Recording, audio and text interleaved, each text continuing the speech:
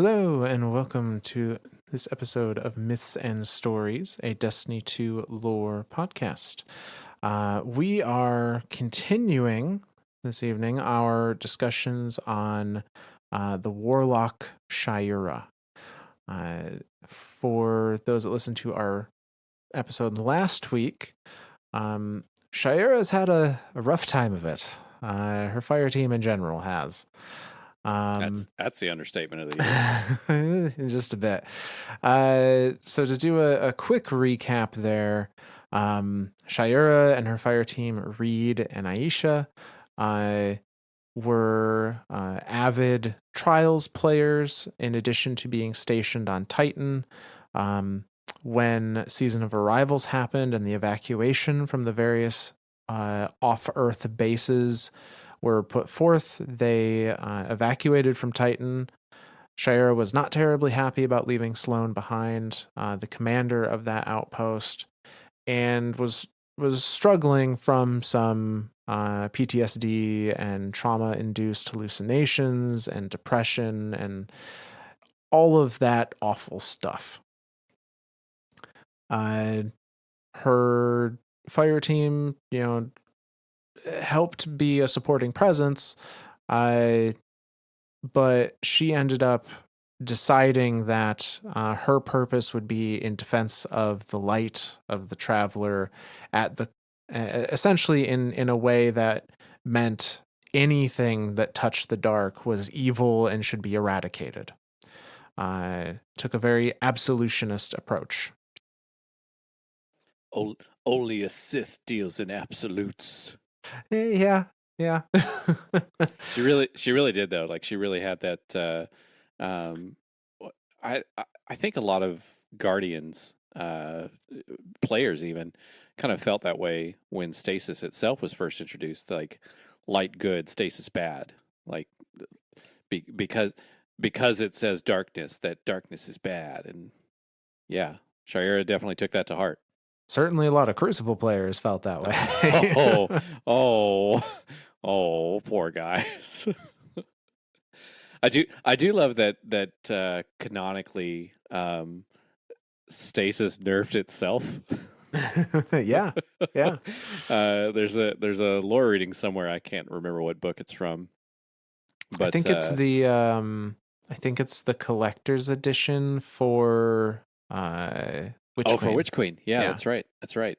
It talks about how like Stasis like made itself weaker, so that way people would start using it again, because if it was too strong, like people would shun away from it, and nobody would come near it, and then it couldn't grow, and it couldn't for lack of a better term, infect more people. But yeah, yeah. So canonically, even Stasis nerfed itself canonically, so that way Bungie could give you a reason for why they nerfed it in game. Which actually I kind of appreciated that. That is. I like when you can tie something mechanically video game to the lore and say, well, this is why it had to be that way. Yeah. It makes for I think it makes for a better story. I agree. It kind of makes you feel more like you're in that world when stuff outside and inside are. Absolutely. And as far as Shayura though, like her story last week, that hit me hard. Like that one really hit hard. That one man, this is one of those stories that, so like a lot of the stories that we've done on our show have been stories that I'm at least fairly familiar with, like the Awoken story. Absolutely love that story with Mara and the Distributary and all that.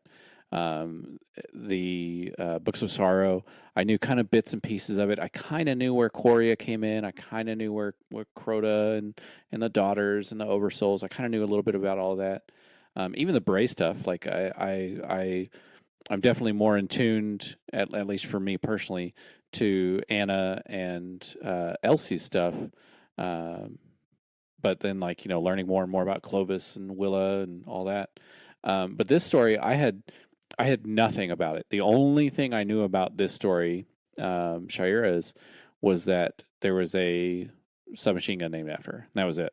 Like that was, and I knew it was they were big trials players, but I didn't realize how much her story deals with things like PTSD and trauma. Um, so yeah, that was kind of an eye opener for me. And it it got dark real quick. It did. It did. And you know, it wasn't originally our intention to leave it on such a kind of cliffhanger I was moment. I was going to say we kind of left it on like an awkward moment between the fire team. They were in this they were in a new trials match, and like Shayura was wanting to kind of like return things to normal, and they're going through this match, and they were kind of scared because it was turning out the same way as the first match where she had a very traumatic reaction to something.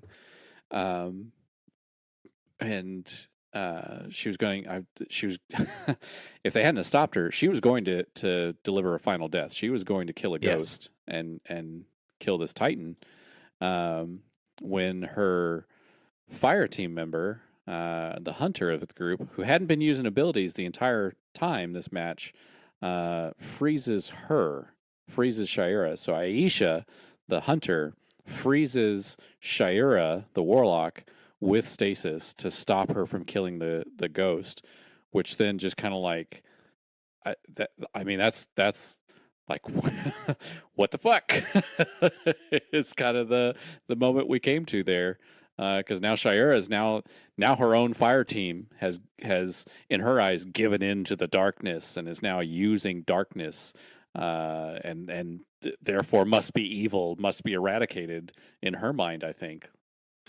Yeah, so as we said, Shire kind of decided, I guess her coping mechanism was that the way she would feel worthy, feel deserving of, continuing in a lot of ways, to have a purpose in her life was uh, this devotion to the light at all costs, that all enemies of the light needed to be eradicated.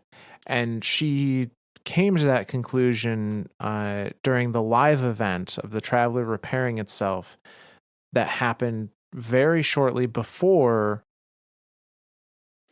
I was gonna say, and she we never really discussed like where her trauma truly came from, but it was her and her fire team were alive during the Gaul during the Red War when Gaul encased the Traveler, Mhm. and her fire team were kind of like out in the middle of nowhere. They weren't like in the tower or anything like that, and lost their light as it did every Guardian, and they had to sit there and kind of fight their way through waves of thralls and waves, like they were just out in the wild for a long time, and she was so scared of the idea of losing the light again, like that, even that idea of losing the light is what kind of like started Mhm. her trauma. Like what is my purpose without the light? What do I do without the light? And seeing the Traveler be repaired and have that light kind of wash over everyone. Like the Titan of the fire team, Reed, took a very religious thing to it of like, oh, okay, yeah, no, the Traveler is, yeah, this, it kind of like renewed his faith. Like, okay, yeah, the Traveler is good. Like I will help fight the light. I will help guard the city. And Aisha, the hunter, was kind of just like, I don't know about indifferent, but kind of indifferent. A More little like bit. more like this. Holy shit, that was kind of cool. Like, what do I do now? Whereas as Shayura definitely took it as like a what would you call that? A zealotry level Yeah. of like righteousness. Like this is a sign. Like the light is good, and I must destroy darkness in Mhm. the universe to prevent the light from leaving again. Like that's the way I think she took it, which then of course fed like that trauma, and that idea just fed off of itself in her mind over and over and over again, to the point where she had dead ghosts in her ship. Yep. Like Yep. that's kind of freaky. And so that's the thing with the timing of this. So she kind of comes to this conclusion, comes to this headspace of like, I am one of the last true defenders of the light. I must defend it at all costs. And then Beyond Light happened. and stasis got introduced into the Guardian population in general, by Elsie and Eris and Drifter, uh, and that just that was that, that the fuse on the powder keg for her Yeah. was, now not only has she decided that she is going to, enact retribution against the dark, now she has guardians that are betraying the light, and in her eyes are now agents of dark for her to put down.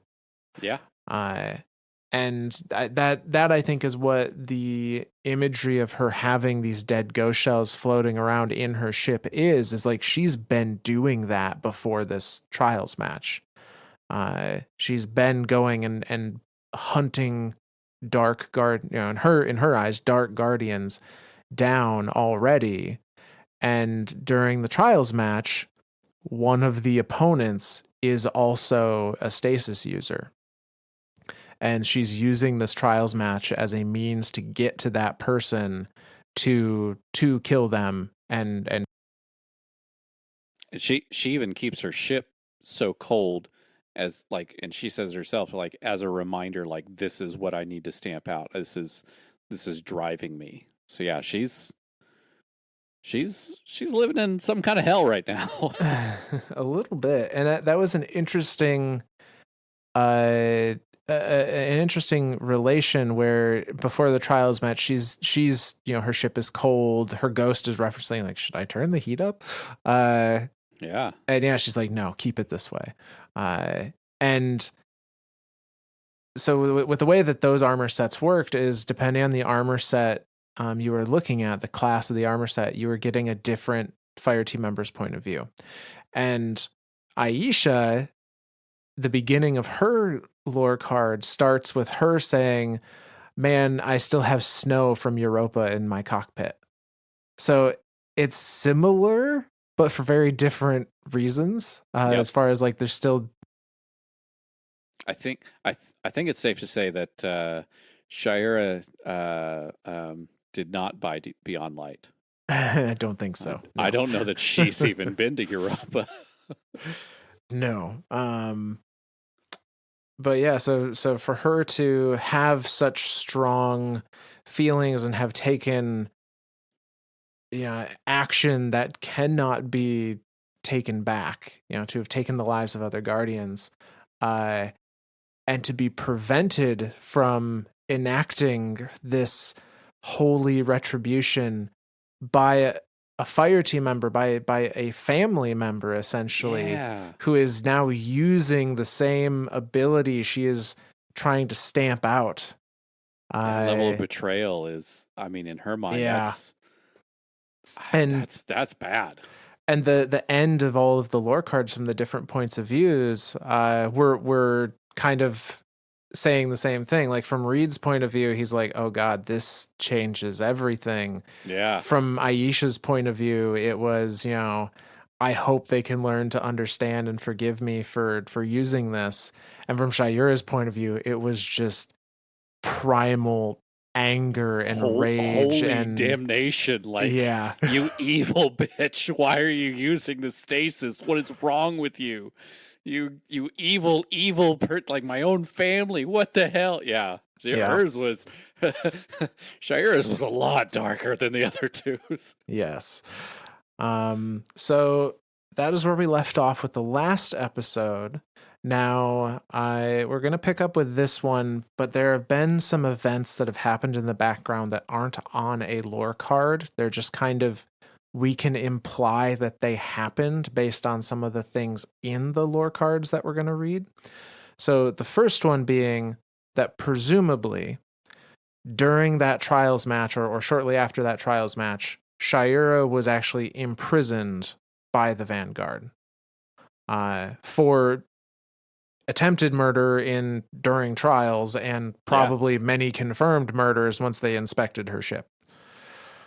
I would hope they've inspected her ship after this. Like, if they just kind of like quarantined her off in prison, was just like, okay, now you sit there, we'll come back to check on you in 10 minutes. and then didn't do anything else. That's the bad Vanguard. But yeah, I would hope that they have inspected her ship and gone, holy shit, man, what the hell?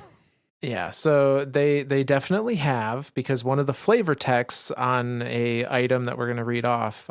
This is the uh, atavistic idol hood. The flavor text Is this for another it. word we're gonna have to Google? Sure, why not? What Okay. does Well, what does this one's I'll leave mean? that one to you googling it. Because the armor set that we have been reading was the Pyrrhic Ascent, right? Yes, that is what we read last time. And Uh, and I know we googled it last time, but I'm going to make you Google it again. What did we come up with a definition of what that meant? it was a victory that was not worth the cost, essentially. Okay, so like so like in this sense, it's they're working up to the victory that was not worth the cost. Yeah. And atavistic means a modification of a something ancient or ancestral, Oh, like darkness, like darkness. modification of darkness, maybe. I feel like dark and light are probably two of the most ancient things in the Destiny universe. I think Uh, that's a pretty safe guess, yeah. because that's who made it. But so, not going to read the lore card for this particular item yet, but the flavor text does say from a Vanguard security report, her jump ship was full of dead ghosts. Some of them were just pieces. We haven't determined how many are dead yet. Jesus. So, pretty significant body count from the sounds of it. Oh yeah. But yeah, so she, was frozen in place by Aisha, was presumably at that time taken into custody by the Vanguard, imprisoned in some way. And then Season of the Splicer happened with the Infinite Night. And she is able to escape during that time, where resources are stretched thin and the populace is already kind of on edge, and we have the Elixni moving in that are needing to be protected and monitored all at the same time. And during all of that, she somehow, some way makes an escape from custody. We don't have the particulars of that, but we do have what she did immediately afterwards. And so that is going to start us with our lore readings for this episode. And we're going to begin with probably the first item that anyone ever heard Shayura's name from, which is the Shayura's Wrath SMG. Yeah. This is the only thing I knew about her before. Which also launched with Season of the Splicer. So, Shayura's Wrath says this. A powerless warsat drifts lifelessly through the void of space, traversing the brilliant yellow-green silhouette of Venus. From the dimly lit cockpit of an NS-66 cloud-errant jump ship in geosynchronous orbit, Venus looks like an unblinking eye staring up from the dark of space, and the warsat an unwelcome grain of sand within it. A ghost, reduced to little more than a bare sphere of metal, depraved of a shell, hovers in the corner of the cockpit, watching the warsat track its path across lonely Venus. There are no sanctioned Vanguard operations on Venus at present, the ghost clarifies, pivoting its cold blue eye up to its guardian. Why do you think he's down there? The warlock Shayura reclines against her seat, the old leather creaking. Her attention is not on her ghost, but rather the human skull sitting in the middle of her command console. Its hollow eye sockets stare back at her. It hardly matters why he's there, Shayura indicates listlessly as she examines the skull's cheekbones. Her fingers graze the microfractures, an artifact of shotgun pellet impact. All that matters is that we find him. Shayura's ghost looks away from her and focuses on Venus's soft glow in the dark. When will you be returning to Earth? He asks. Shayura doesn't vocalize a response, but instead blinks and reorientates her glowing-eyed stare on the ghost. It beeps softly, reconsidering the question. Will you? The ghost wonders. No, Shayura answers flatly.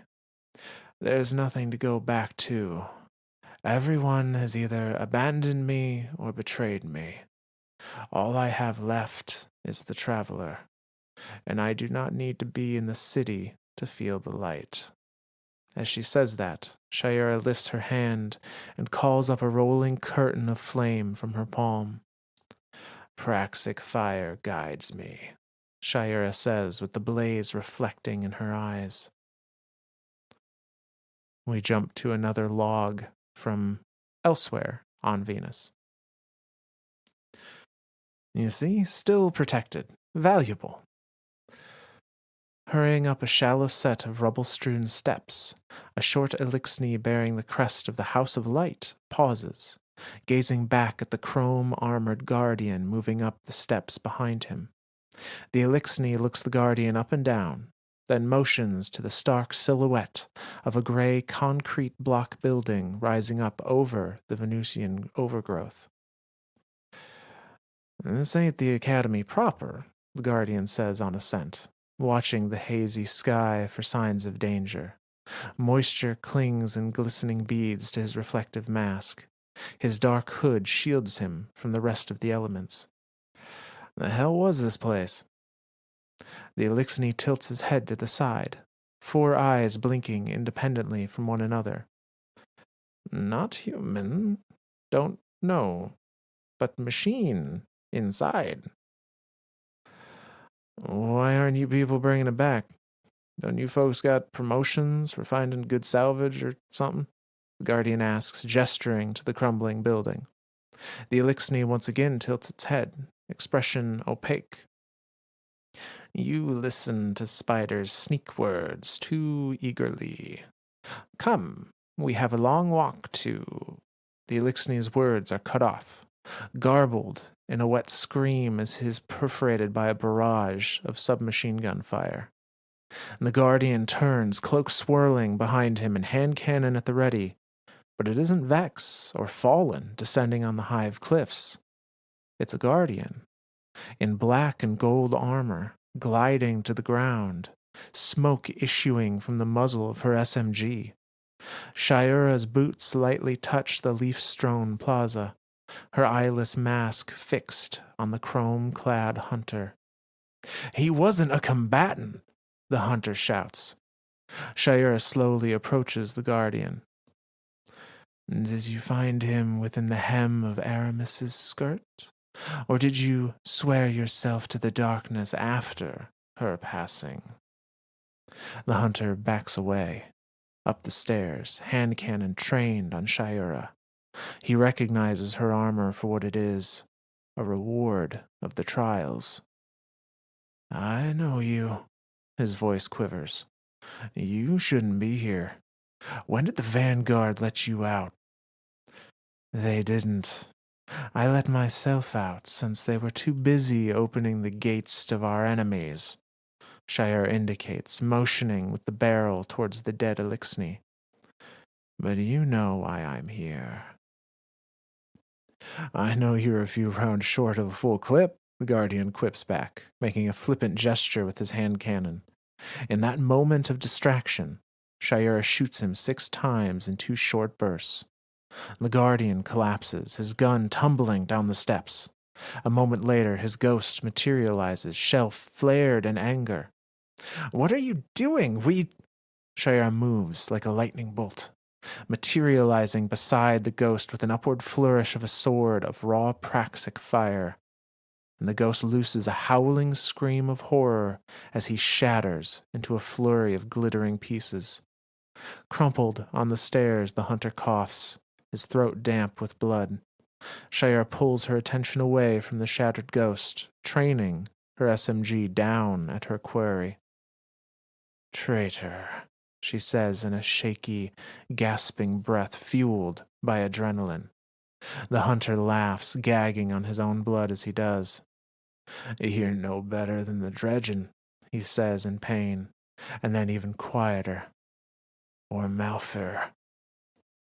I killed an agent of the darkness, Shayura says, and the hunter has no rebuttal this time. He's still.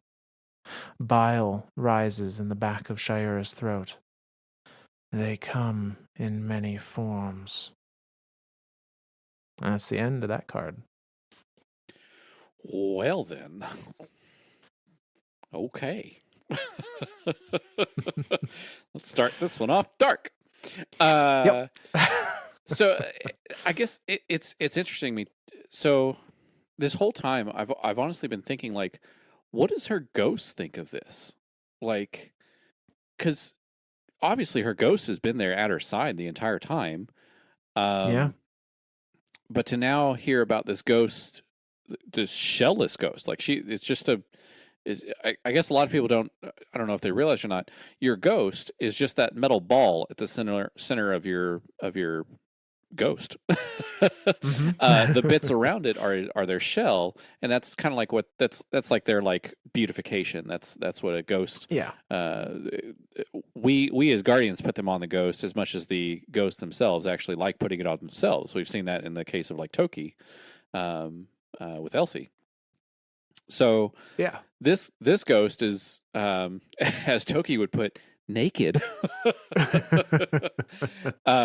completely shellless, just the orb, which is extremely odd, but doesn't seem to care or mind or anything. Like if anything, it's the ghost is still concerned for Shayura's return to Earth, and Shayura's she's written that off. Like she's very much down this like one man army, holy crusade. I don't need the all my friends have either betrayed me, speaking to her own fire team and her own family, or abandoned me, speaking to the rest of the vanguard, or as what she's seen from her point of view.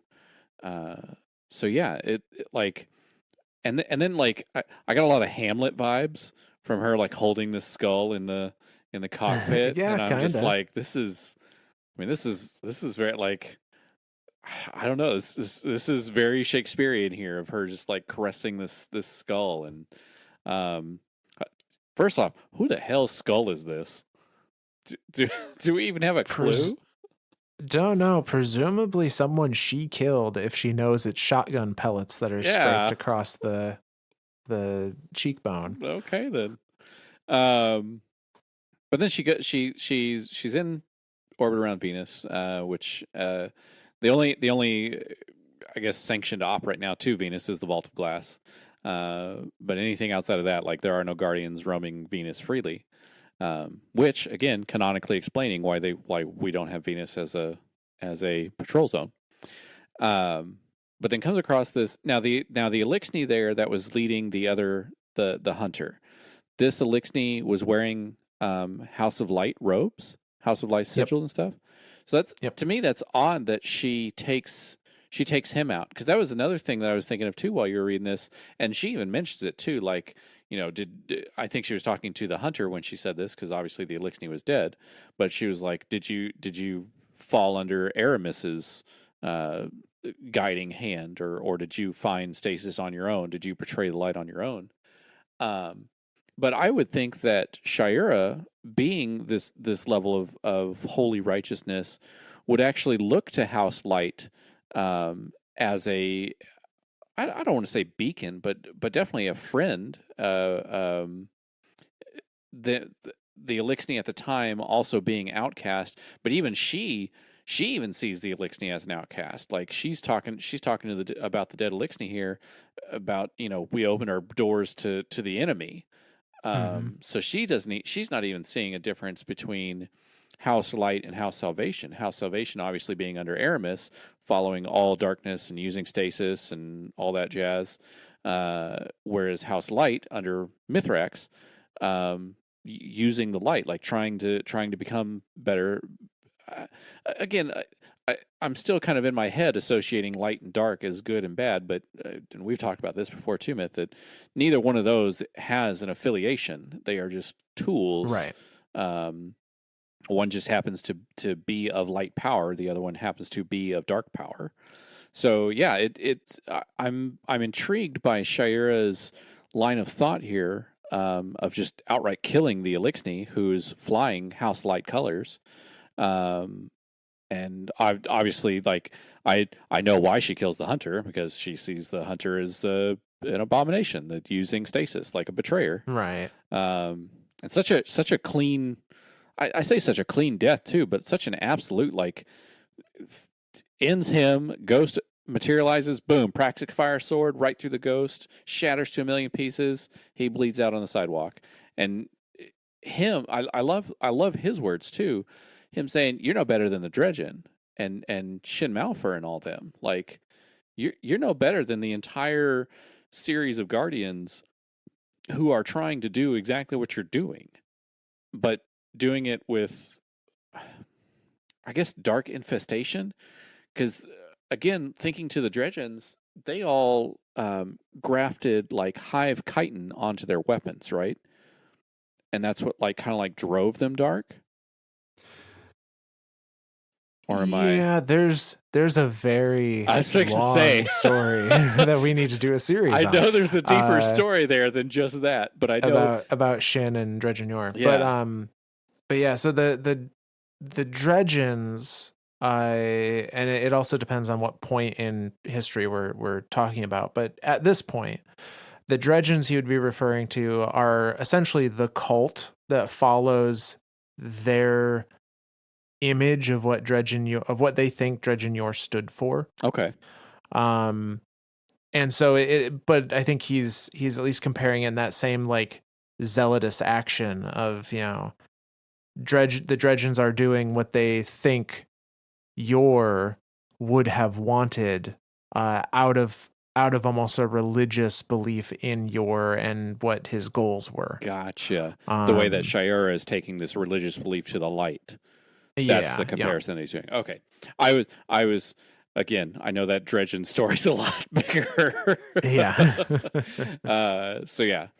But yeah, that's I mean, she's I don't want to say she's insane, Shayura, but I mean, yeah, she's not thinking rationally, definitely for sure. not all there. She's definitely not thinking rationally. But yeah, it seems bad news bears for anyone wielding stasis. Yeah, and as far as the Elixni goes, I don't know if in her mind Aramis is Elixni and had stasis, therefore all Elixni are bad, Right. or have the capability of being bad. And maybe she also just assumes, like, Elixni can wield stasis, therefore an Elixni hanging around a stasis wielding guardian must also be a stasis user, or something like that. These are dangerous thoughts for her to have. Like, Oh, this very much so. Yes. Yeah. But if we were going to find some kind of rationale, I have to think that those were the dots she connected. Gotta be. Or she just truly doesn't care about the Elixni and sees them just as enemies in general. Sure. Which is possible. Now, the one thing that I do want to point out at the very end here, so she was very, very cold and calculated and very like boom, boom, boom, shoot the Guardian, mortally wound the Guardian for the ghost to come out, immediately had a game plan for destroying the ghost. But even yet, that second to last line of, bile rises in the back of her throat as she watches this hunter bleed out in front of her from wounds she inflicted. Like, it seems like she's not as cold about it as she maybe wants to be, or wants to pretend to be, because she's still almost having this, like, nauseous reaction to it. as if there's a part of her. There's a part of her in there. Yeah. That's So, while Shayura has escaped from Vanguard custody, and is off on her hunts again, uh, we are going to jump over to the tower, and we're also going to jump in time. So this is the season of the Lost now. So quite a bit of time between Beyond Light and Season of the Lost, which was the season just prior to which. this is where Osiris revealed himself as being Savathun. Correct. Queen Mara trapped her in stasis as she was like appearing, and then like Yep. she made the bargain with like, "Hey, do all this stuff for me, and then I will give the body of Osiris back to you." Yep. Okay. So it has just been revealed to the Vanguard and presumably a decent amount of the Guardian population at this point that Osiris was not Osiris for the previous year. I was going to say for a long time. And also remember, Shayura has been out doing her hunts, presumably, this entire time. And so we come to Season of the Lost, a gun that a lot of people knew and was in their loadout for quite some time. Fantastic DPS weapon. Still, I think pretty good. I don't know. I've taken to rockets lately. Two-tailed fox with a catalyst. I'm just going to put it out there right now. Spicy AF, man. It's that and Thunderlord. Thunderlord's made a big comeback for me for DPS. It's been kicking ass. Once upon a time, it was all Reed's regret. Triple tap firing line. Yep. That was the play. And I don't know how many people ever had a thought to look at the lore card on it, but we're going to go over it next. They just looked to see if it had triple tap firing line, and if it didn't, it got deleted. Unfortunately, that's probably pretty. It's pretty representative of what a lot of people did. But we're going to read it for you, and we're going to see that during this time, Reed of Shayura's original fire team has been thinking a lot about what happened to her and the part that he feels he's played, and how much he regrets putting his trust in a particular person. Hence the name Reed's Regret, which goes like this. A ceiling light flickers to life with a buzzing click, radiating a fluorescent pink glow. Moths scatter among the racks of weapons mounted on the walls. Reed 7 ducks into the room, barely able to shut the door behind him. The space is little more than a closet, an arms locker stuffed to the ceiling with a collection of weapons. His hip brushes past a workbench where a black and gold plated fusion rifle marked with the Eye of Osiris rests. He sinks into the seat at the workbench, shoulders slouched forward. The chair groans in protest under his weight, and there are notes scrawled on loose papers around the fusion rifle, all in his friend Shayura's handwriting. A fine layer of dust covers everything. Reed turns the fusion rifle over in his hands. He remembers when Saint 14 gave this to Shayura for her accomplishments in the trials. He remembers a few months later when Shayura had a breakdown during a match and nearly killed another guardian. He remembers the fallout, too. The anger, the pain. Do not worry for Shayura, Osiris had told him. Reed can still hear his voice haunting the back of his mind. I am no stranger to these kinds of traumas. I can look after her. Guide her. Reed's grip around the fusion rifle tightens. Show her the way back to clarity. His hand trembles as he remembers those last words. You can trust me. And that's it for that card. So okay. So that wasn't Osiris then. No, that was Osusurus. that was Osiris, yeah. Savosiris. So again, this Reed's Regret, the rifle came out during Season of the Lost. So presumably Reed has just learned that the Osiris he entrusted his friend to get help, mental help, was really the witch queen of lies and manipulation. Yeah.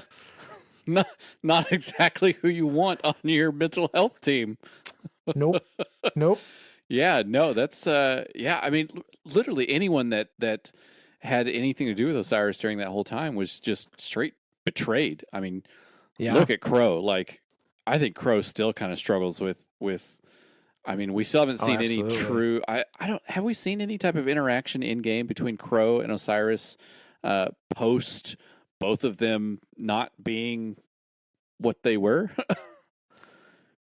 Nothing that comes to mind immediately. Because Crow, during the Season of the Lost, or at the very end of Season of the Lost, right before Witch Queen, Crow had an interaction with Savathun while she was encased in ice, and she gave him all of his memories back. So he has all of his memories, presumably has everything that he has of Uldren, and everything he's ever done as Uldren.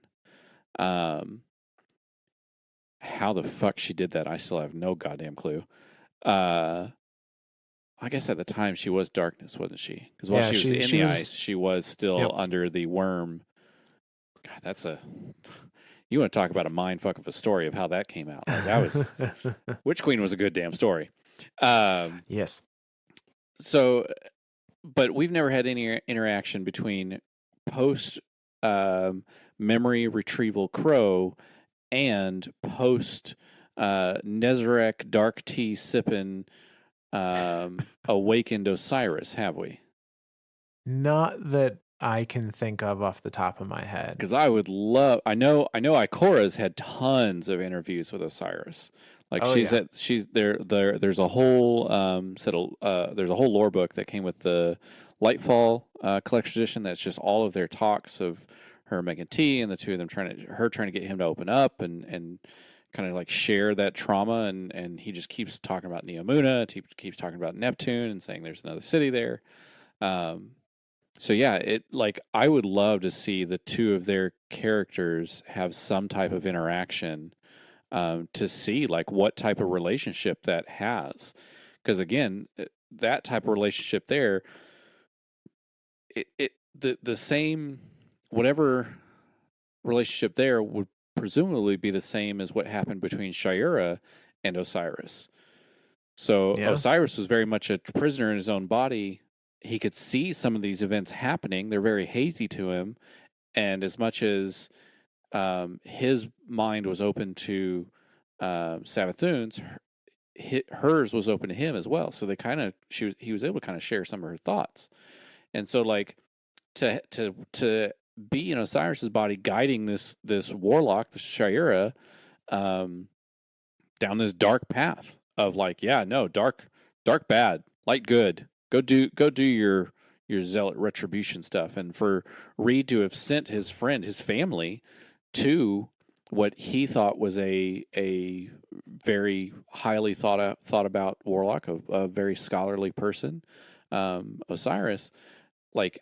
That's got to be like hell on Reed. Like, he's definitely got to. Obviously, hence the name, Reed's Regret. Like that is probably his biggest regret right now because he's lost a family, a fire team member, a family member, a friend, and that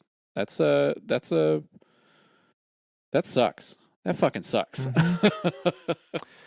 It does, and I think who knows what Savathun in the skin of Osiris told Shayura, what Right. ideas she fueled.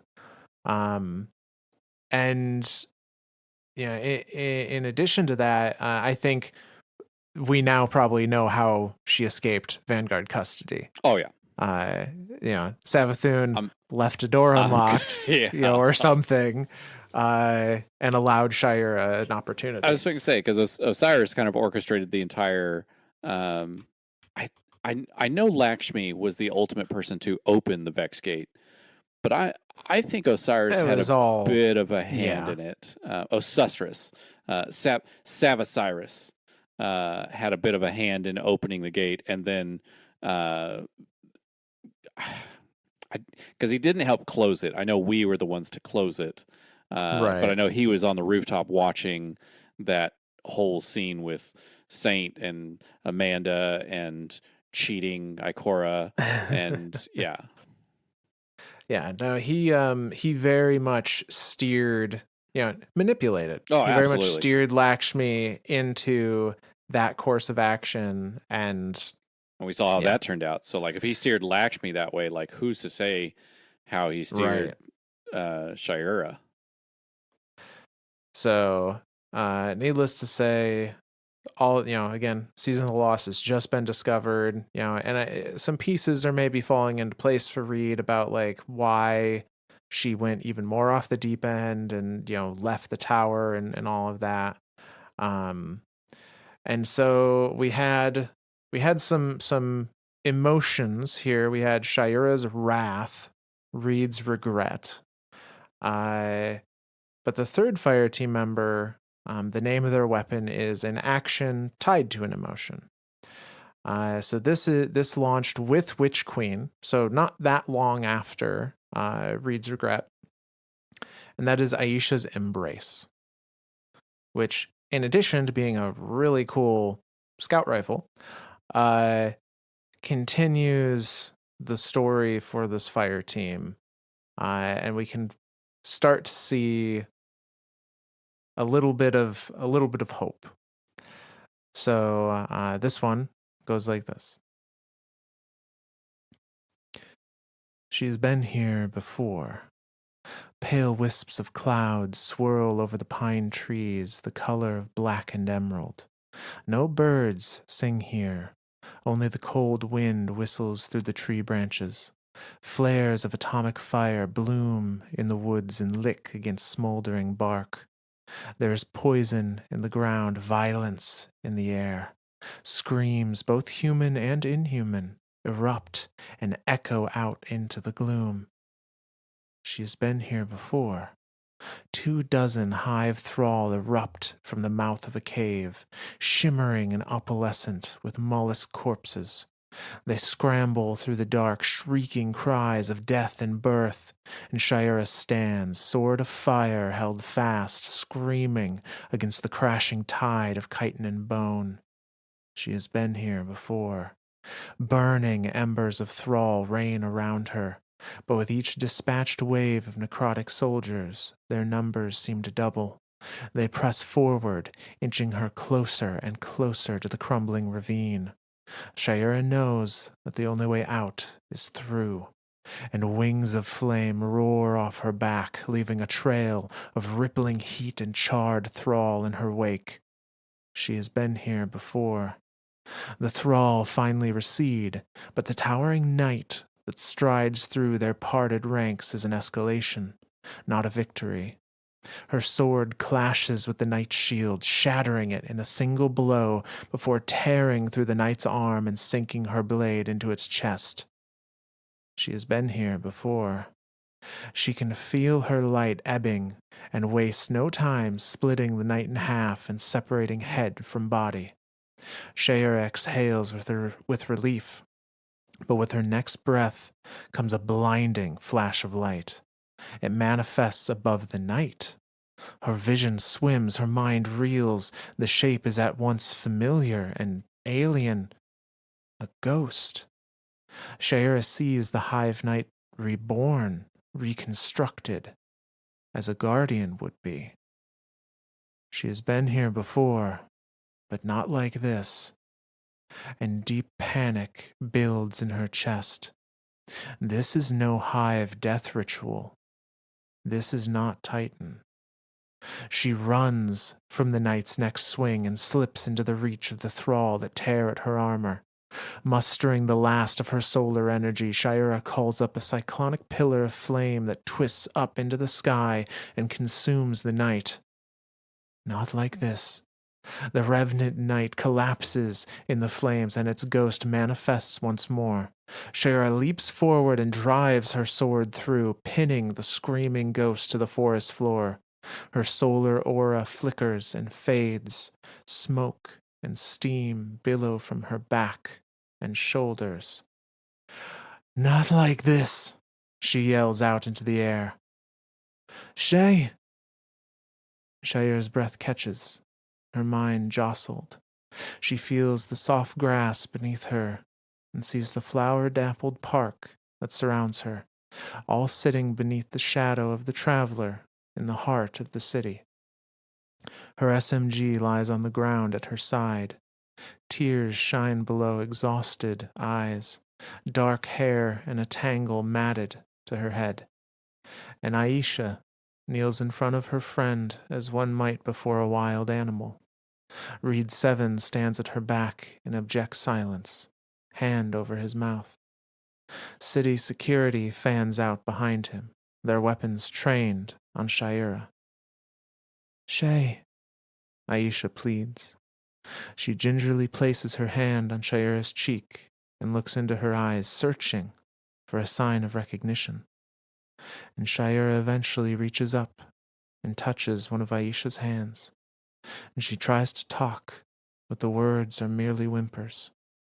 And Aisha wraps her arms around Shayura's shoulders and pulls her into an embrace. It's going to be okay, Aisha whispers into her hair.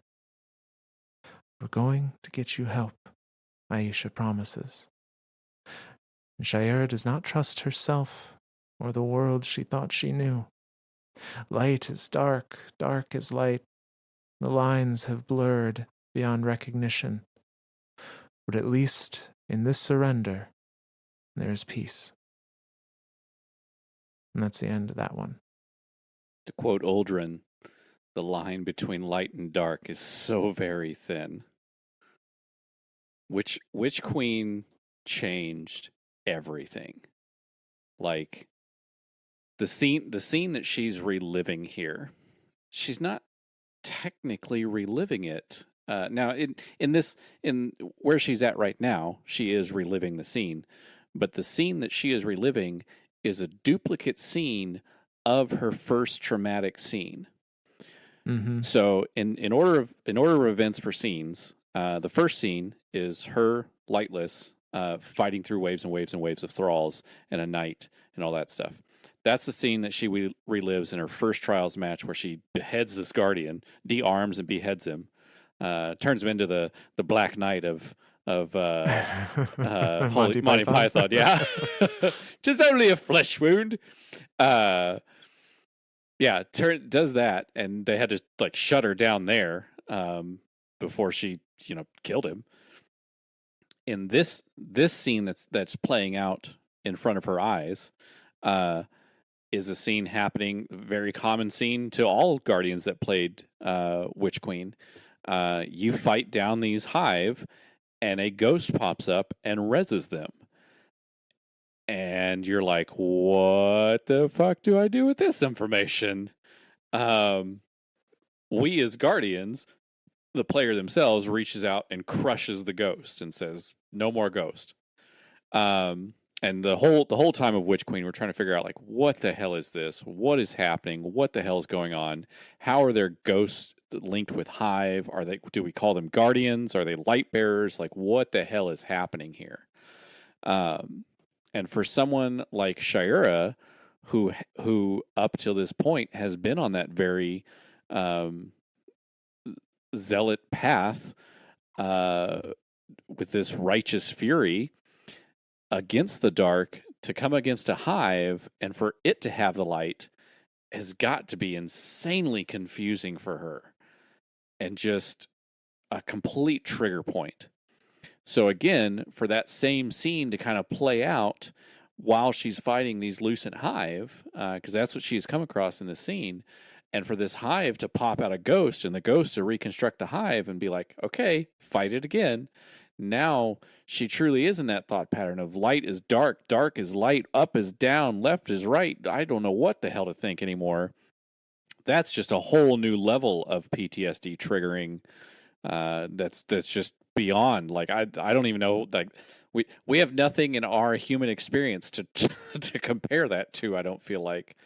And then for her Yeah. to live that out uh, so vividly in the city, like obviously she has come back to the city and is living this thing out, and her fire team has come upon her and found her, and of course the city guard has surrounded her, like, you know, like, hey, this lady's dangerous, we need to take her in, and for Aisha to come up and be, hey, we're gonna get you help, like we are going to get you the help that you need, like that's I oh that's a happy moment, kind of.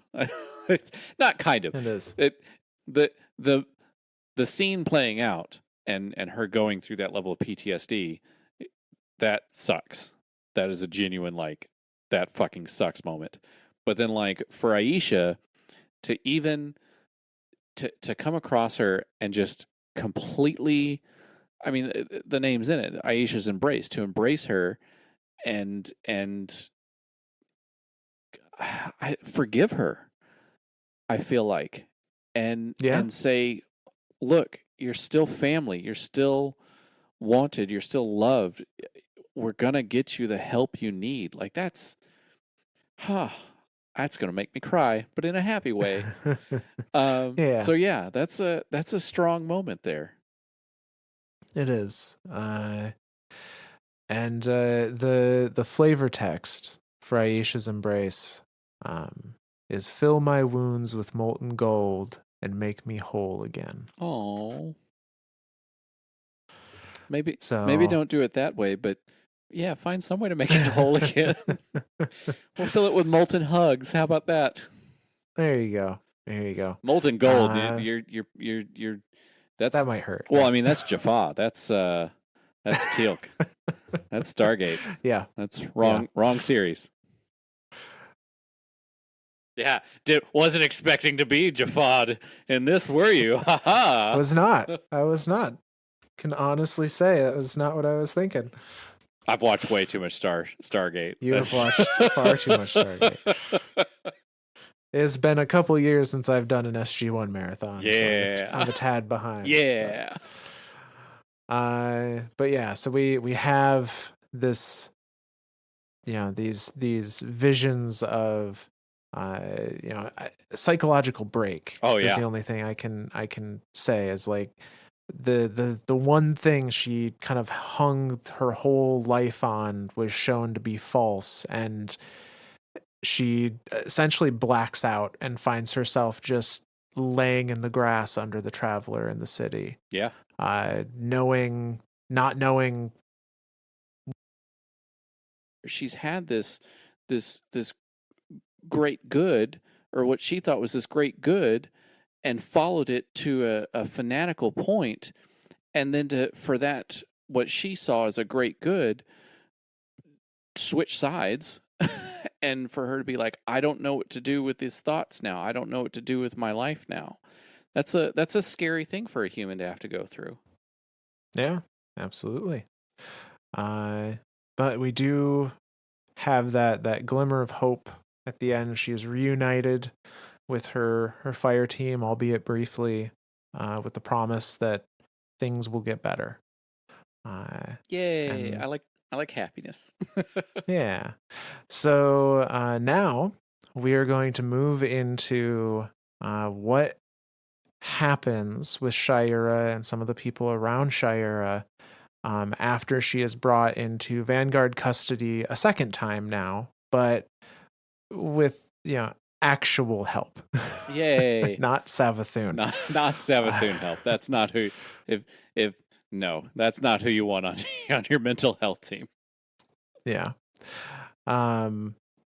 So now we are going to go into the atavistic idol armor set, which is the Trials armor that came with Season of the Haunted.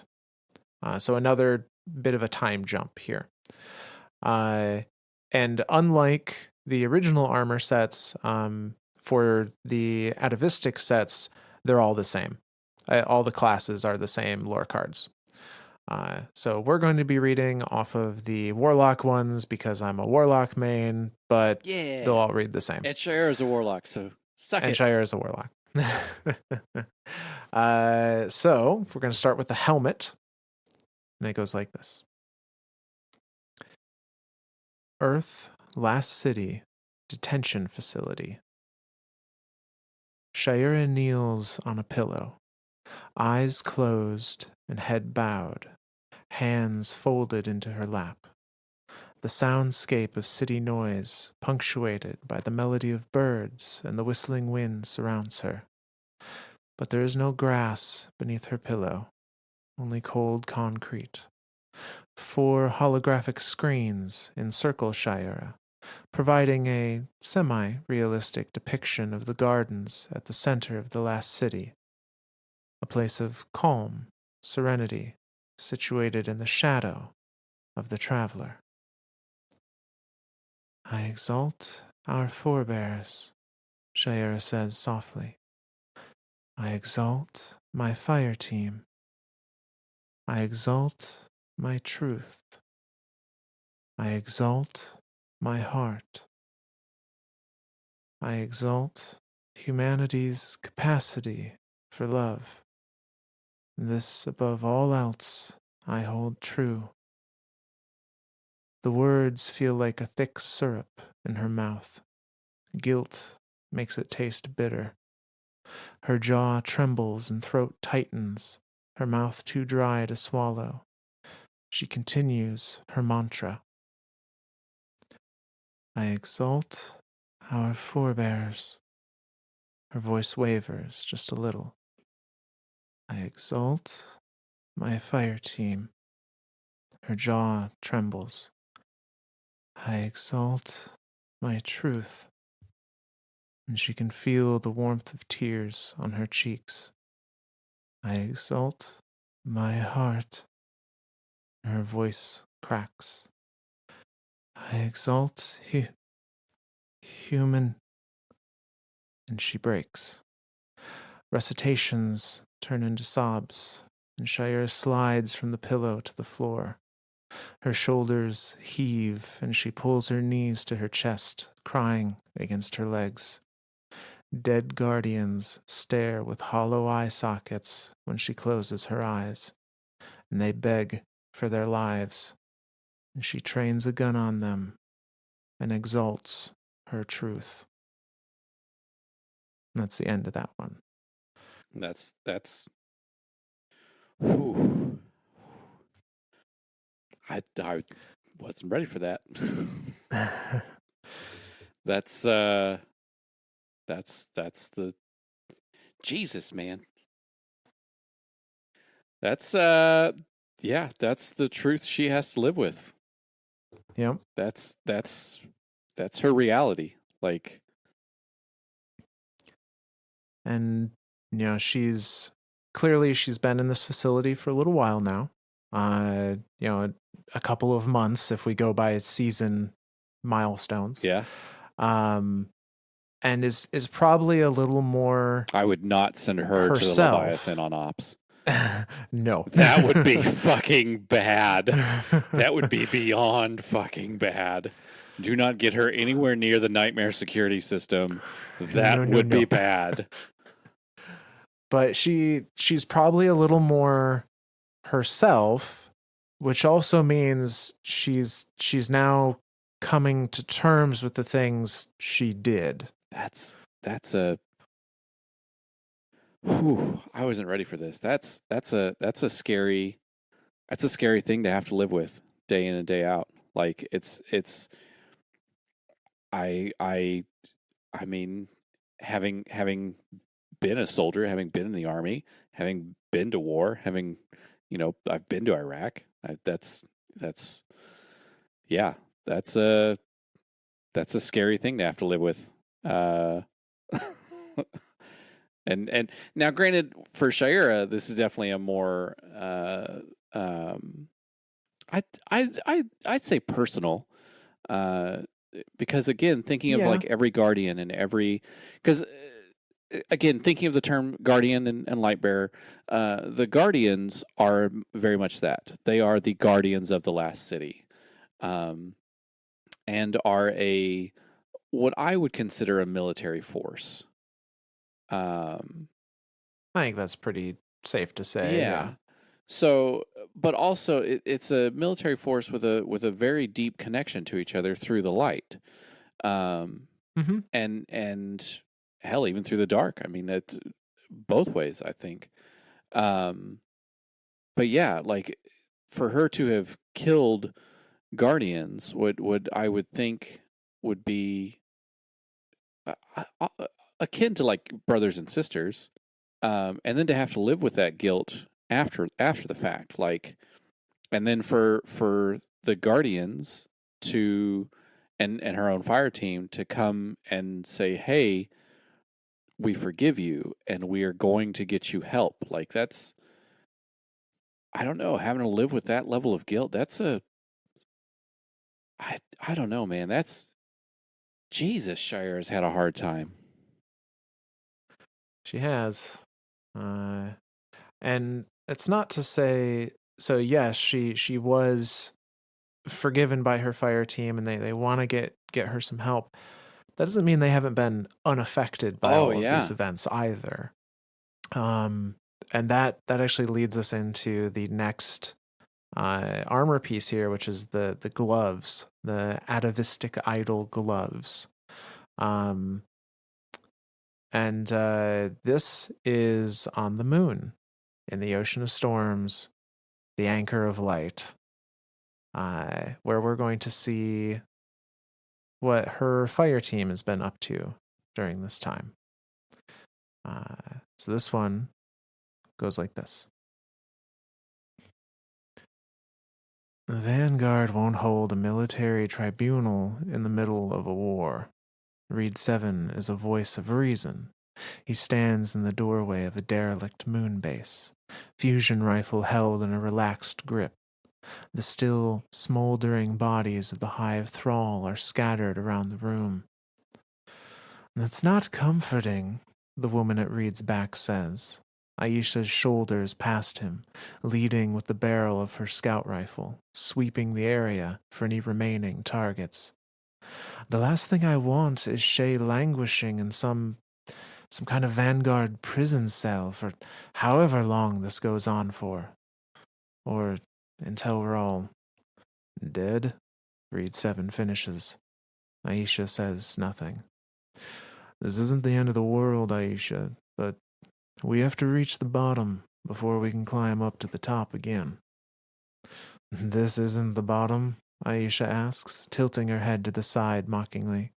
She steps over one of the blown out windows and gestures to the massive silhouette of the Leviathan hanging over the moon, a crimson stream of nightmares spiraling up into its open maw.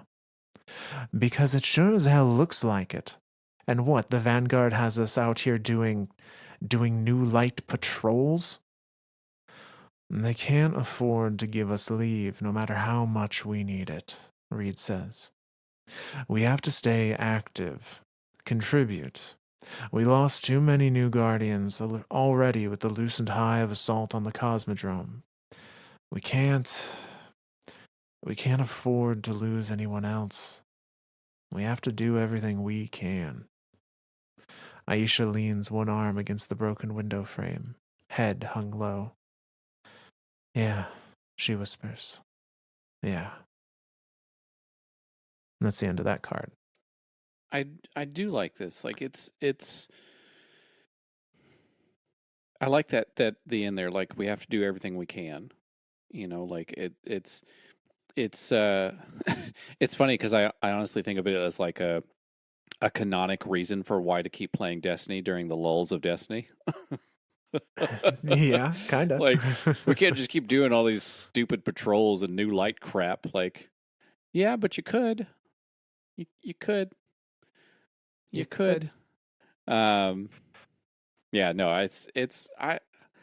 yeah, it's and especially at that point in time in Destiny, like it's a still kind of confusing time because season of the Haunted was the first season after Witch Queen, correct? Um, I think Yeah, it because it was. was I think it that. was the season after Yep, Witch because it Queen. was yep, and then Plunder, and then Seraph. So yeah, so this is right off the heels of Witch Queen and Risen, season of the Risen. That's what the Witch Queen season was. Um, That's right. so Yep. yeah, so this is right on the heels of that.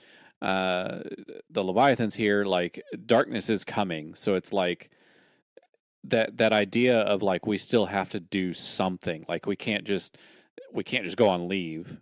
And they even say it there, like they're not going to hold a military tribunal in the middle of a war because we are clearly at war with the darkness right now, as well as the Lucent Hive.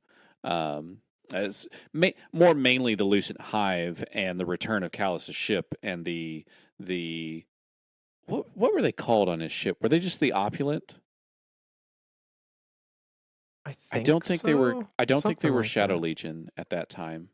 They didn't become Shadow Legion until he No, brought them all in with Lightfall. So they might have just been the that's what it loyalists was. or something like Yeah, that. Yeah. yeah, that sounds right. I'm gonna call him the opulent because that's to me that's Callus. Like if I had to describe Callus in Yeah. one word, like opulent, like that to me is what Callus is. And so like his followers would be like the opulent loyalist. I feel like because even he like he even says I think throughout I want to say during uh I want to say he says stuff like this during Season of the Haunted, or maybe it was during Lightfall. Like he doesn't even look at the Red Legion as anything. Like they're outcasts. Oh They're no. nothing. Um. So yeah, it the point in time that this is happening. It's a very hard time for the Vanguard as a whole. And so like even just I think I think on the Vanguard's part, it's better to have Shayura in a place of holding and more of a let's find help rather than a let's hold a military tribunal Yeah. and maybe hang her for war crimes. Um, because Right.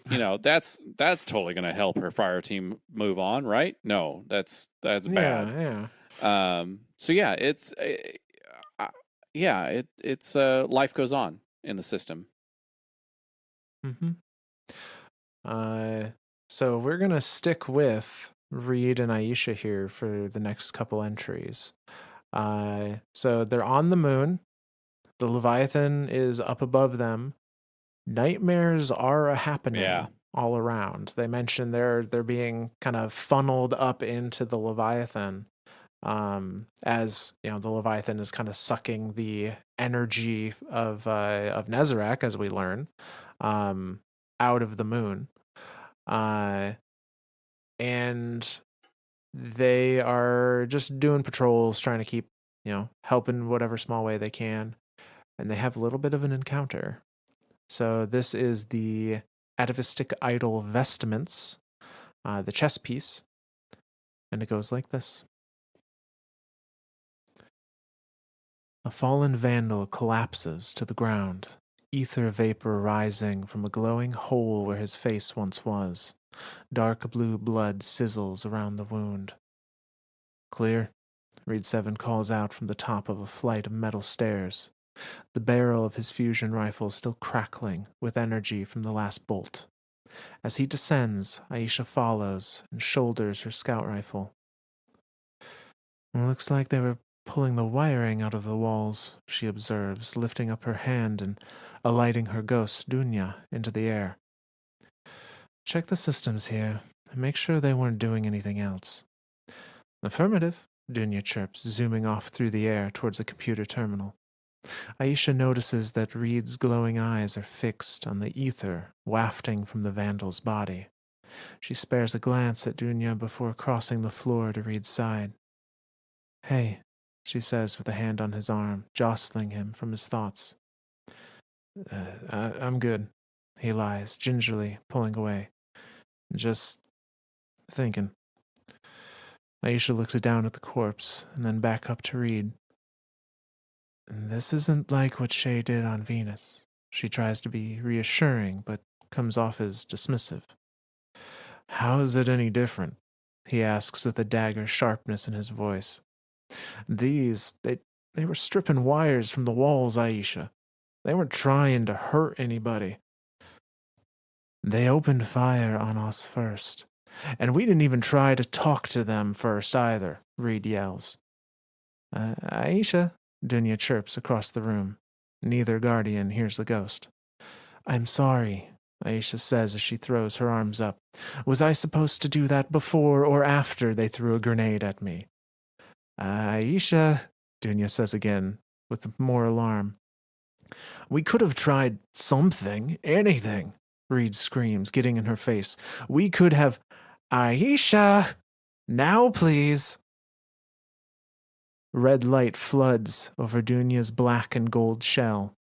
The tiny ghost's monocular blue eye bobs up and down as he tracks backwards through the air, taking in the presence of a ethereal figure hovering above. Aisha and Reed turn at Dunya's chirp of alarm, guns drawn.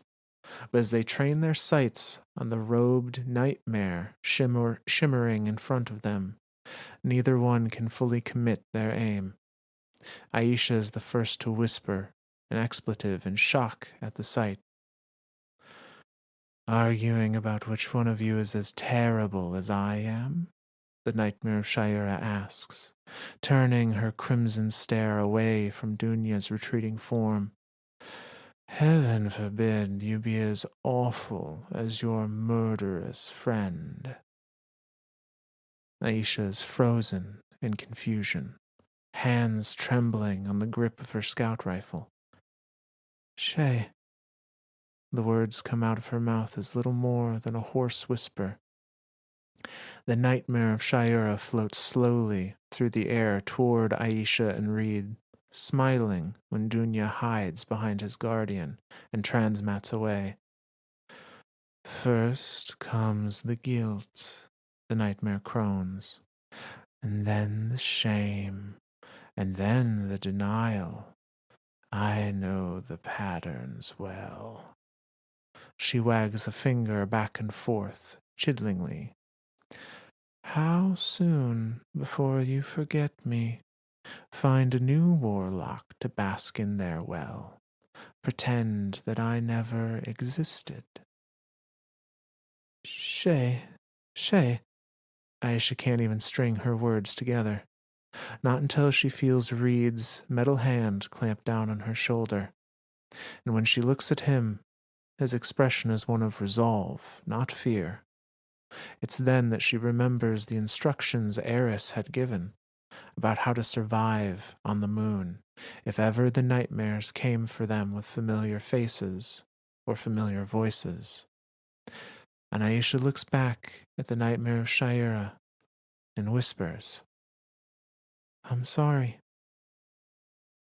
And that's the end of that card. Dude, the nightmare security system is, I think it's just bad for everyone. That's just, Yes. that's just it, man. That sucks. Yeah, no, I like, as much as I said we don't want Shayura showing up here, we don't want anybody showing up here. Like, this is just bad Yeah. all the way around.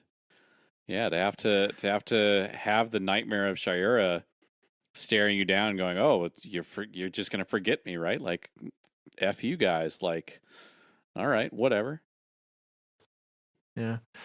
Arguing about which one of you is the most like your murderous friend. That's like that was a little on point.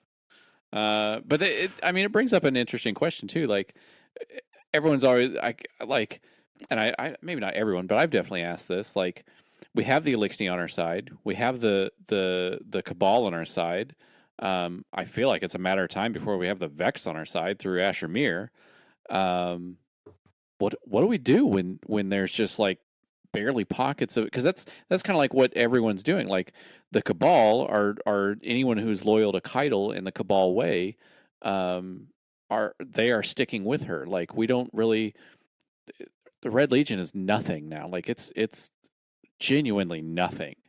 Um, and even like separatist Elixnis that aren't like after Aramis's whole thing, like there really are no Elixni that aren't trying to follow.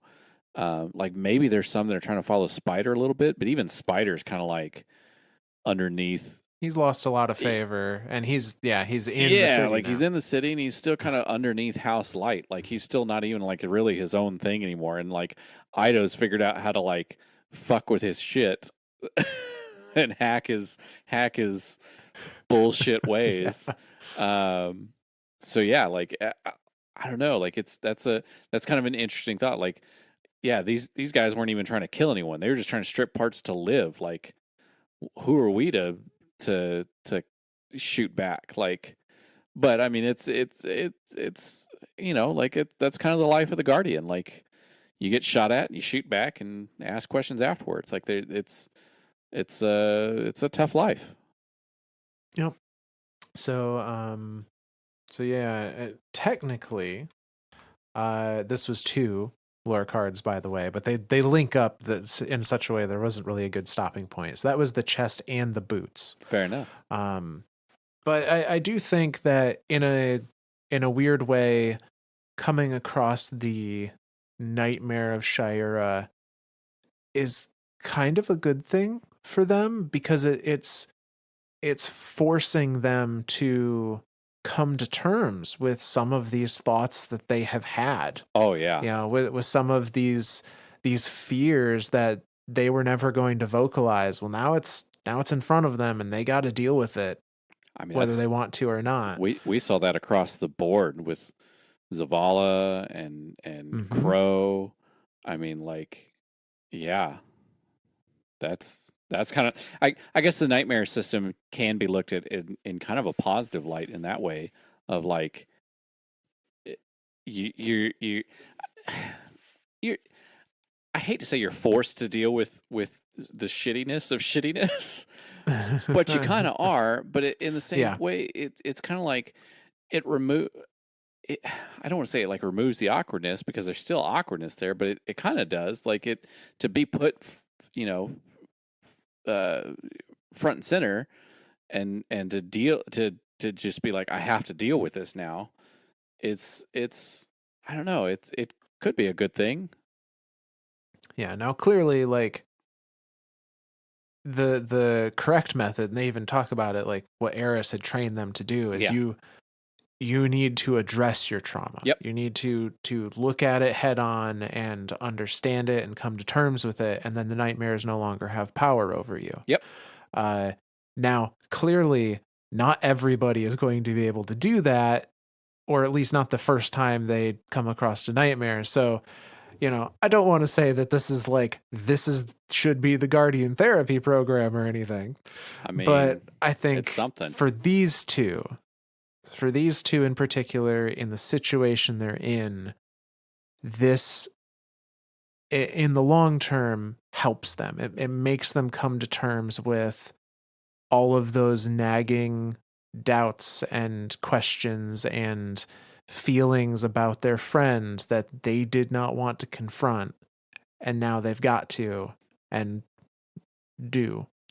Well, and thinking of it in that way too, I think that's definitely how Crow and Zavala felt afterward. Where like Yeah. Crow definitely, I mean, like he looked at Uldren and he said, "This is part of me," and he even like to this day, that sucks that I was Uldren, but I am no longer Uldren, although he is part of me. Like, yeah, it's I think out of any Guardian that's had any type of interaction with the nightmares, Crow has been the one most respondent to them. Yes. In the form of a acceptance therapy. That's again to think of the nightmares as an acceptance therapy is kind of a fucked up thing to think of, but it kind of worked for him. And even Zavala too, to a point. Like the whole Traveler is not my god. Like it Right. yeah, it definitely like made him look inward, and I think helped him too. Um, Keitel, I don't know. I I don't know that Nightmare System really did anything for Keitel. Yeah, I mean, it did and it didn't. It yeah, for Keitel, she had to face kind of her ideals of Gaul Yeah. versus who he actually was, and all that.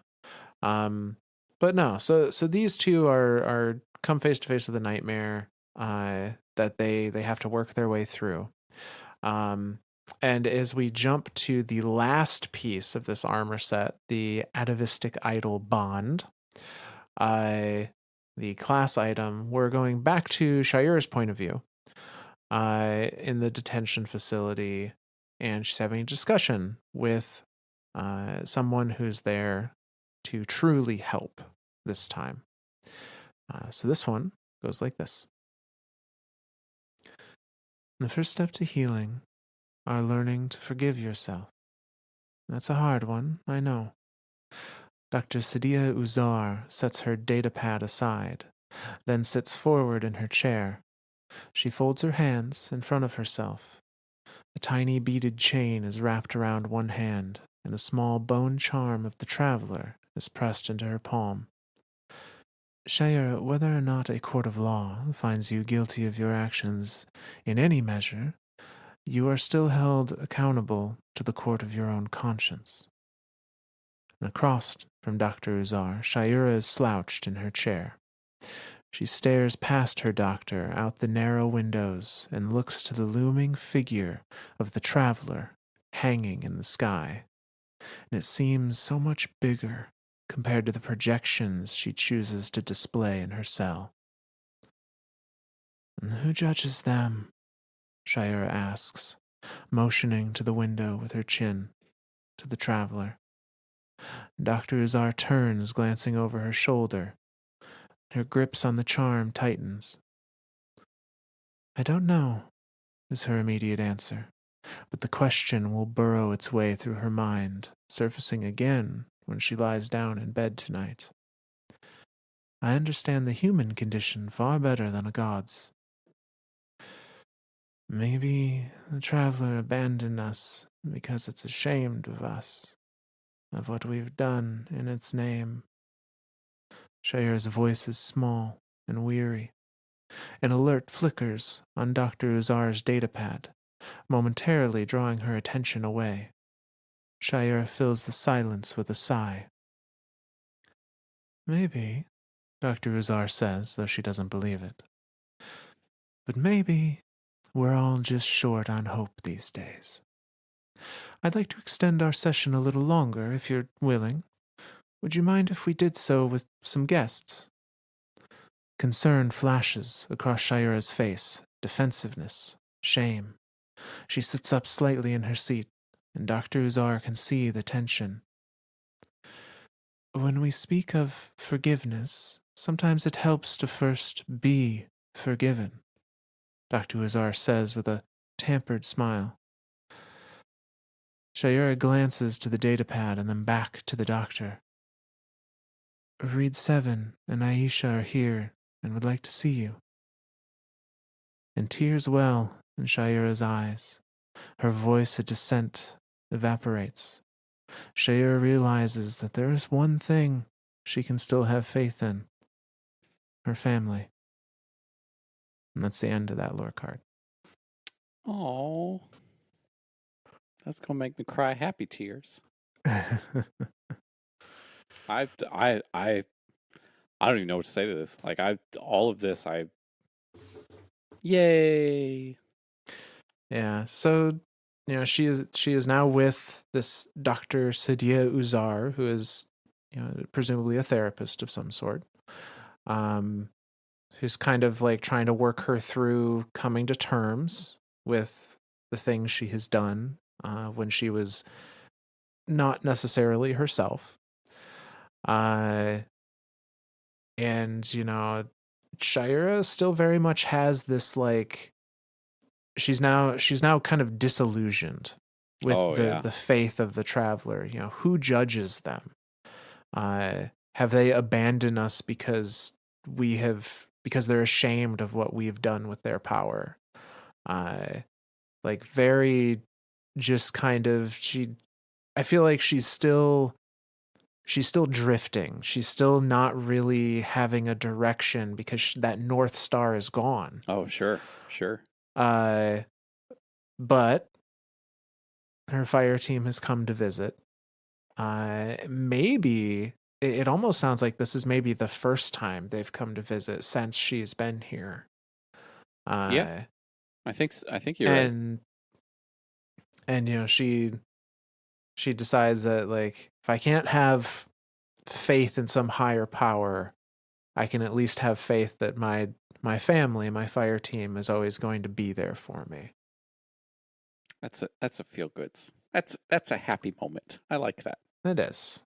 It is. Uh, but we're not done yet. Okay. Please tell me it stays So happy. If it gets sad again, I don't know how to take this roller coaster. don't worry, there's no more downs on this roller Oh, coaster thank ride. God. Uh, but we do have some further events that happen. So recently, actually, so we are going to look at the Unwavering Duty Trials machine gun, which dropped with Season of the Seraph, which was very recent. Um, and we can kind of see the next steps in her recovery, as well as what the Vanguard is kind of forced to do given what's going on in the game at the moment. And so this one goes like this. No thanks, Aisha says, nudging a steaming cup of tea back across the small table. Reed Seven watches her with visible concern as he hunches forward, leaning into a shaft of morning light dappling the bazaar. And it doesn't feel the same without. And Aisha trails off, looking at the empty seat beside her, where Shayura should be. She looks to Reed, whose eyes are no longer focused on her, but behind her. She glances over her shoulder and spots the approaching figure of Ikora Ray, striding purposefully toward them. That's not good, Reed says as he straightens his posture and takes his elbows off the table. Aisha silently nods in agreement, rising from her chair. Please, stay seated, Ikora says. Reed is halfway out of his chair. The burly Exo looks between Aisha and Ikora before slowly sinking back into his seat. Aisha reluctantly sits back down as well. Is there something we can do for you, ma'am? Aisha asks. And Ikora silently considers Aisha, and then Reed, and then finally the empty chair. We need to talk about Shayura, Ikora states flatly. Aisha's heart begins to race as she steals a glance at Reed. Was this it? She wondered how a sentence could be determined so quickly. Silence hangs over the group, and Ikora chooses her next words carefully. Shayura is being released from custody. And that's the end of that card. Well,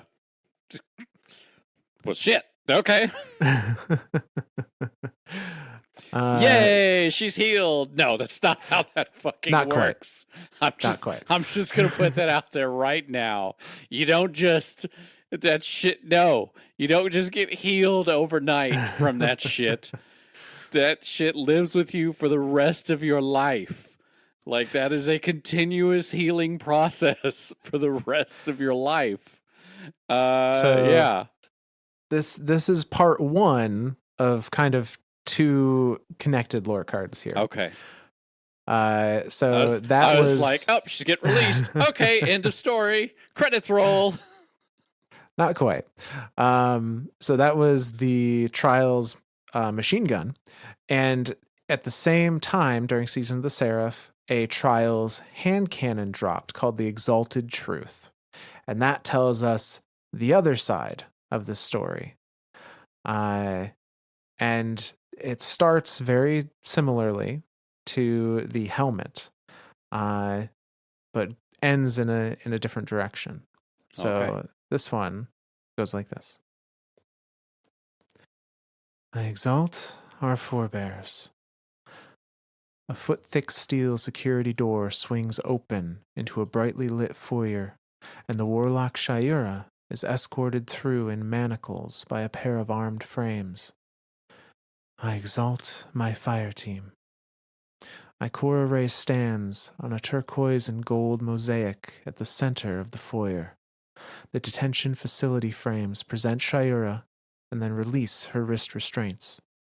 Ikora looks Shayura in the eye and sees the shame and doubt reflected. Do you understand why we're doing this? Ikora asks. I exalt my truth. Shayura nods, wringing her wrists where the manacles had bitten into them. Ikora dismisses the frames with a wordless gesture, keeping her attention on Shayura. We are in unprecedented crisis. One I am loath to put you into when there is both healing and justice yet to be delivered. I exalt my heart. I know, Shayura says, and casts her eyes downward. I know.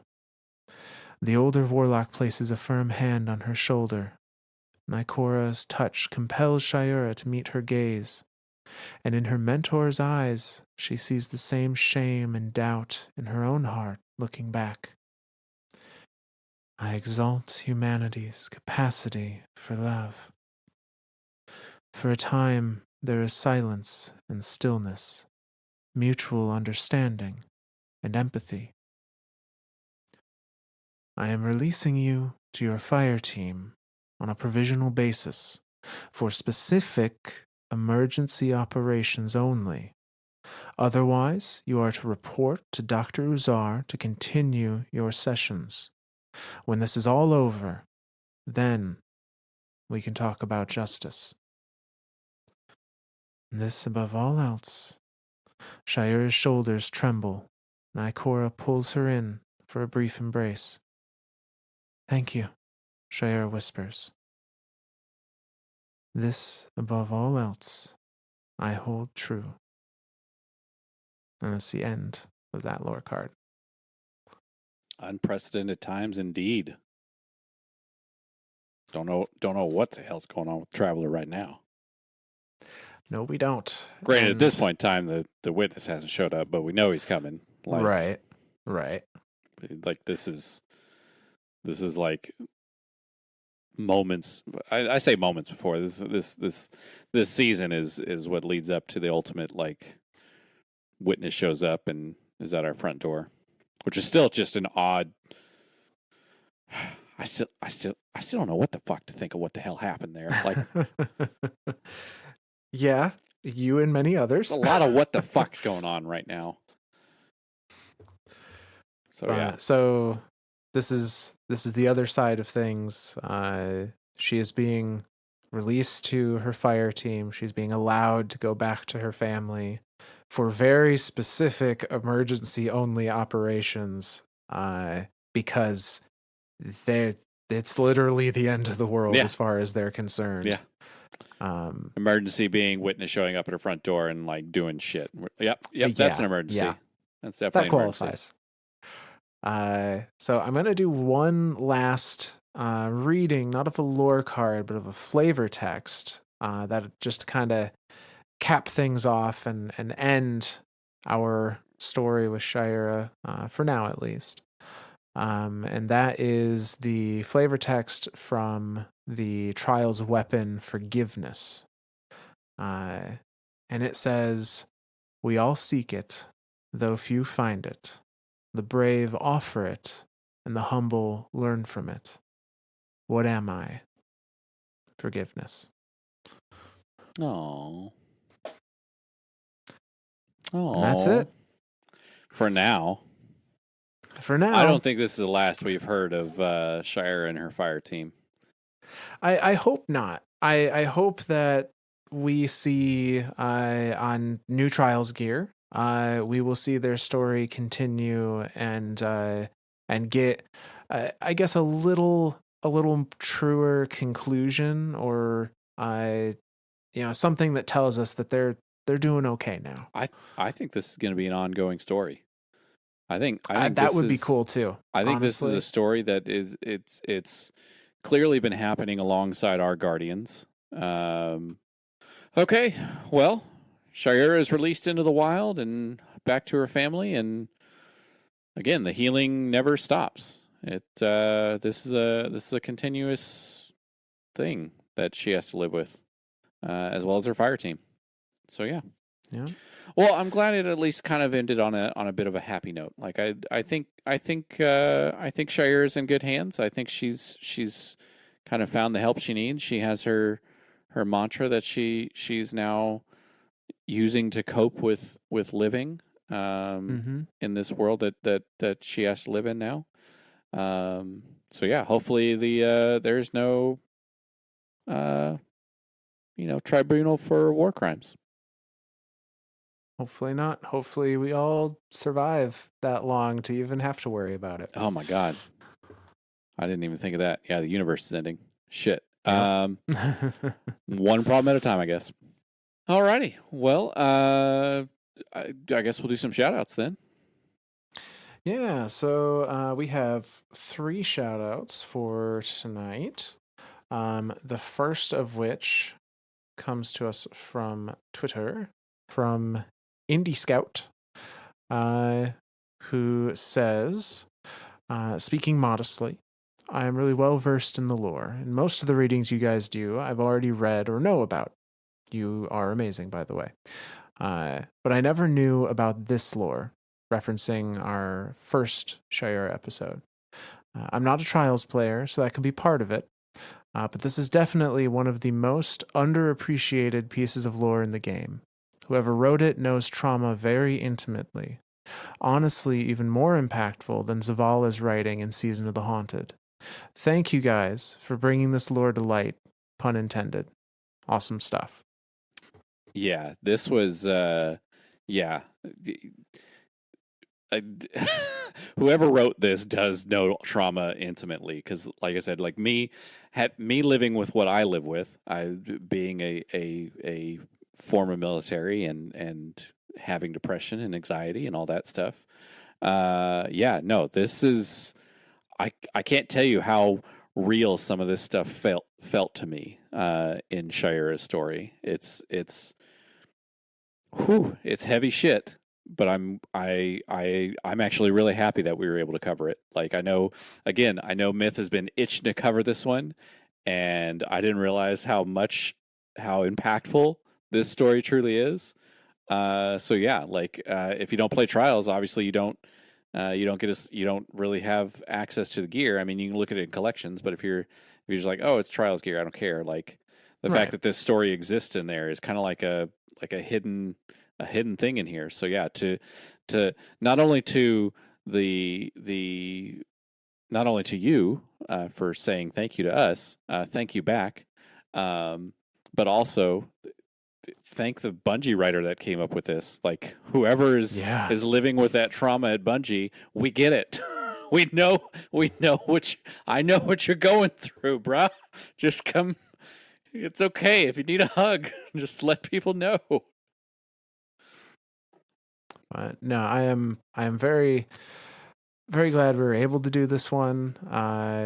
Because like Zor said, I've been itching to do it for a while because it was one that I thought was going to resonate with people.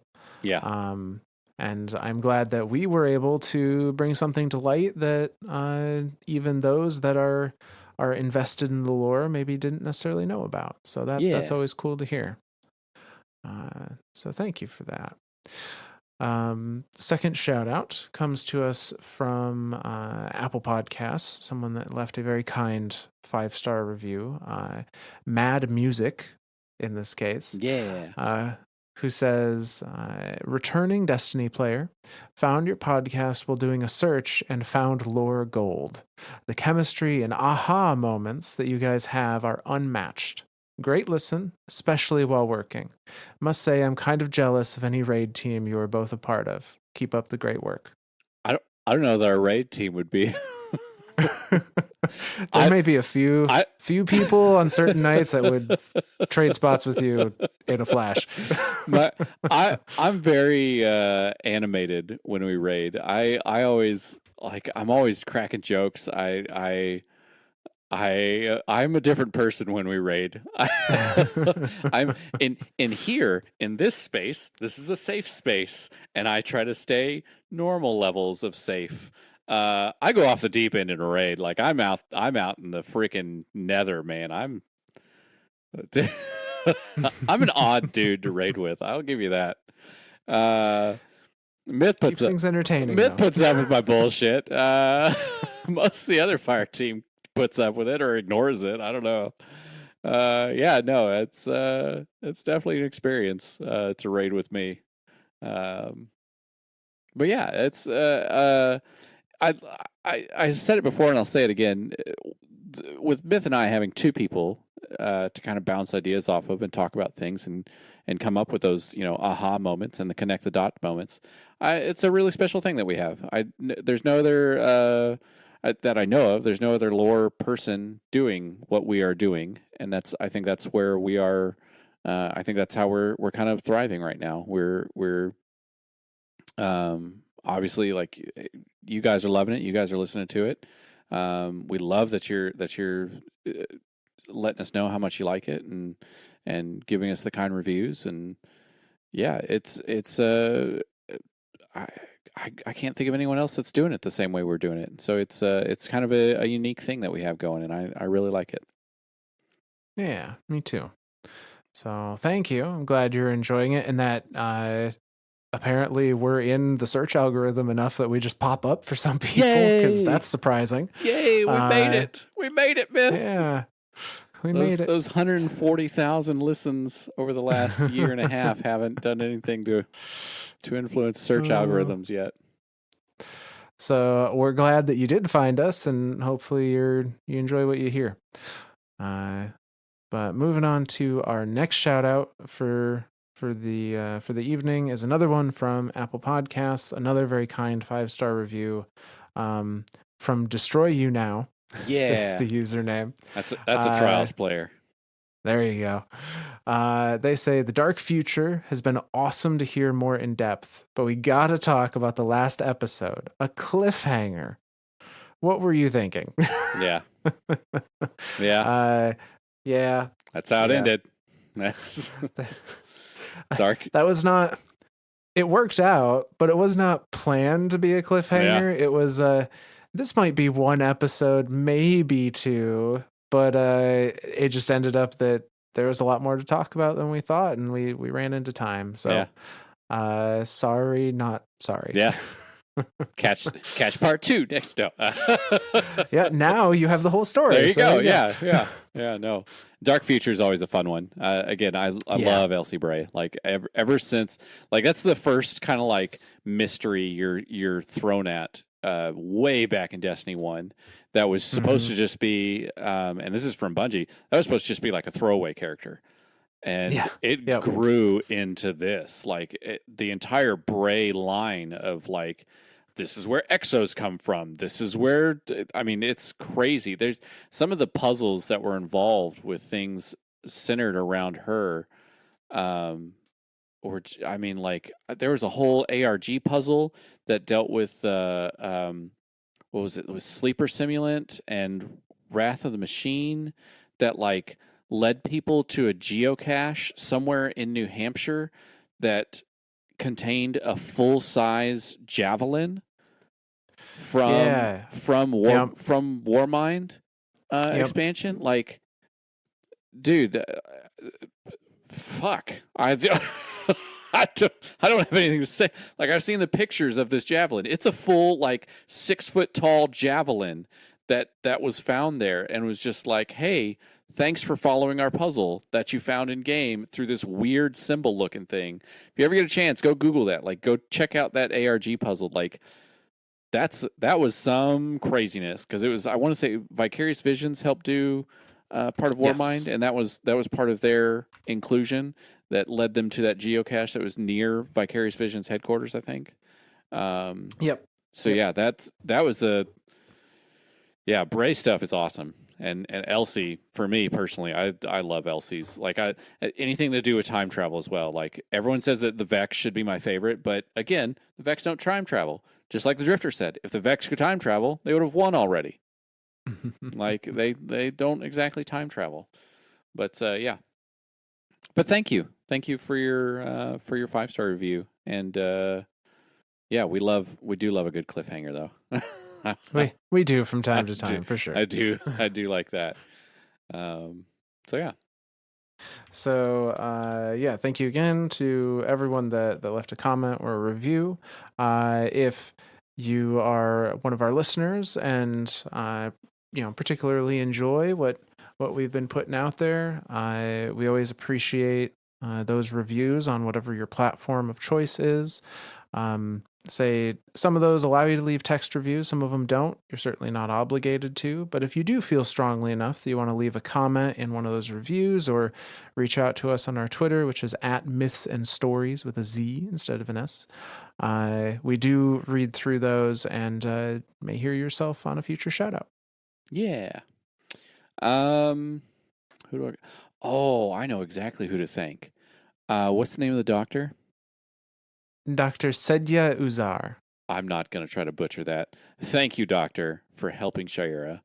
There you go. I thanked all mental health professionals last episode. I'm going to thank them again here. Mental health is a big thing to me.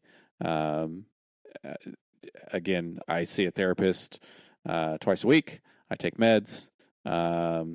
Everyone has something that helps. And anyone that has been through trauma or has any type of mental illness or issues, find help.